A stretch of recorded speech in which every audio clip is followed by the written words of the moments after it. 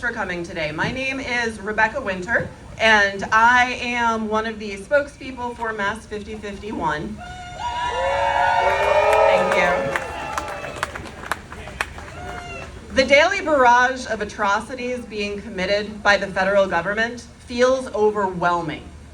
It feels like a whirlwind of immoral executive orders attacking our social services, our rule of law, and our basic human rights. It feels chaotic and idiotic. But if we pay attention, we can start to connect the dots and make sense of these horrific actions. The dots that I want to connect right now are steeped in racism and xenophobia. And when I showed up here today, I happened to notice the writing on that wall in front of you, and I highly recommend at some point you come and look at that because it calls out racism in our country between white and black soldiers in the revolution. Civil War, thank you, in the Civil War. So I recognize that Massachusetts is not a utopia. Systemic racism and xenophobia are in our state's history just as much as they are in our country's history. That said, Massachusetts is a state that welcomes diversity.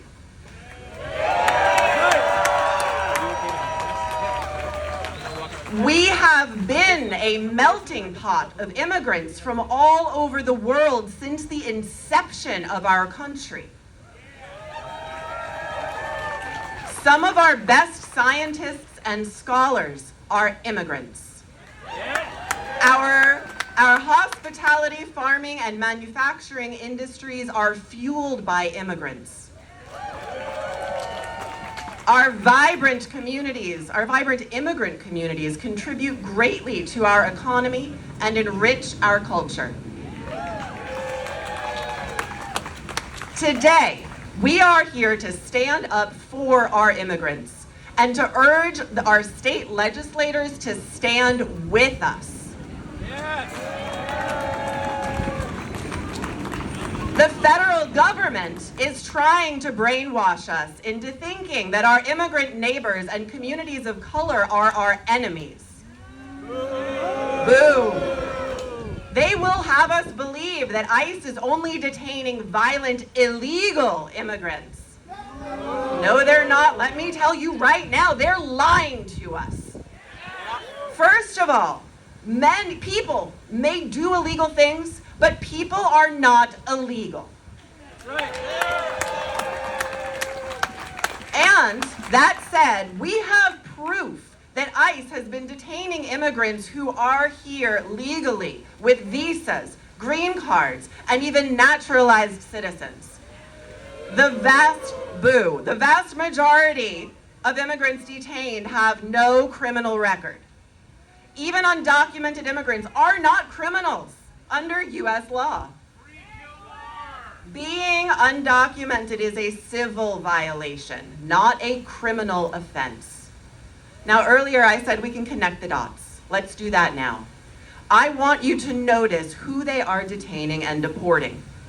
Let's speak plainly. They are going after black and brown people. They are going after people who speak Spanish and Portuguese. They are working to fulfill the Project 2025 agenda of whitewashing our country with Christian nationalists. This is not America, not the America I was raised to believe in. This is racism. This is xenophobia. This is un-American. And now I want you to look at who they are allowing in the country. White Afrikaners, who the administration claims are refugees under the threat of genocide. Bullshit. Bullshit. These so-called refugees have stated they did not live under persecution. Meanwhile, we continue to deport actual refugees back to the countries where their lives are actually in danger. Or we send them off to brutal jungle prisons in El Salvador. These are humans whose lives are not worth more or less than any of us here today. This is racism. This is xenophobia. This administration wants to rid the U.S. of anyone with black or brown skin while actively working to increase the white population. So let's connect a few more dots. Yeah, boo. Before this president even came into his second term, he and his immoral cronies laid the groundwork for how to increase birth rates, which are trending downward globally. While many other countries combat this with social assistance programs like paid family medical leave, stipends, and free education, the US took the authoritarian approach of abortion bans and gutting family planning education. These measures have nothing to do with being pro-life and everything to do with being pro-birth. Now, I'm sure many of you have heard of Adriana Smith, the woman in Georgia who was pronounced brain dead back in February, which is the legal definition of death, when she was 9 weeks pregnant. Due to the strict abortion laws in Georgia, her body has been kept alive against the wishes of her family, and despite the fact that the baby she is carrying has severe health issues and may not be compatible with life. That's bullshit. Thank you. That's trauma. If he does survive, he will need specialized and expensive medical care. And they won't pay for it. Just keeping Adriana's body alive has cost her family $1 million of medical bills right now. This was literally an episode of The Handmaid's Tale. Forcing Adriana's body to complete the pregnancy is a test. And it is not at all surprising that this test is being done on a black woman. Our country has a long history of medical experimentation on black people. This is a test of what our country will stomach. And once we stomach this atrocity in the black community, it will be used in white communities to force white births for this regime. Enough is enough. Enough is enough. Enough is enough.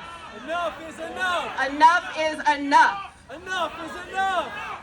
Now let's see how the dots connect. First, the executive orders, renaming the Gulf of Mexico, declaring English as the official language of the United States, deleting diversity, equity, and inclusion. Second, shipping in white refugees while shipping out black and brown immigrants. And third, incentivizing white birth while torturing black women. This is racism. This is xenophobia. And they are hitting us here in Massachusetts because they want us to be scared. They want us to be intimidated. They want us to bow down to their would-be king. I think you all know this, but Massachusetts has never and will never bow down to a king. No kings! No kings! No kings! No kings! We are not scared! We are here standing up. We are taking action to protect our communities, and we demand that our elected officials and police departments uphold their vow to the Constitution and do everything in their power to protect our people. Protect our people. I am grateful for all of you who came out today to stand up to the federal government and show them that we are the true patriots of this country. Yeah. Wave those flags proudly. And we will never back down from protecting all of the people on U.S. soil. So this is just the beginning, because we need our state legislators to stand up with us. Here's my call of action for all of you today. call on Governor Maura Healey to declare a statewide policy of non-cooperation with ICE and other federal agencies that ignore due process.